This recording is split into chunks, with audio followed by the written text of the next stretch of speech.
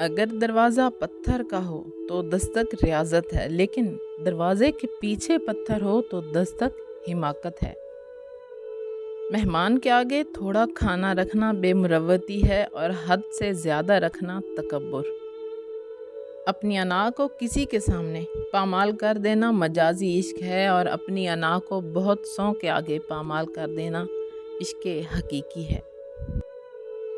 لوگ کیا کہتے ہیں یہ چھوڑ دو، خدا کیا کہتا ہے اس بات پر زور دو۔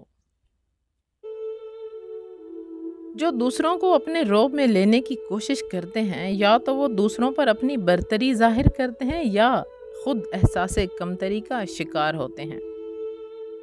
انسانوں کو انسان سمجھ کر ان کے ساتھ معاملات کیا کریں۔ اگر فرشتوں والی امیدیں وابستہ کر لوگے تو مایوسی کے سوا کچھ بھی حاصل نہیں ہوگا۔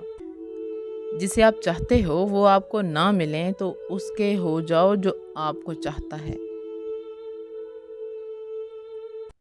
دوسروں میں کیڑے نکالنا آسان ہے، لیکن اپنے اندر اتنے بڑے بڑے سانپ ہوتے ہیں، لوگوں کو وہ نظر نہیں آتے اور وہ انجان بنے رہتے ہیں۔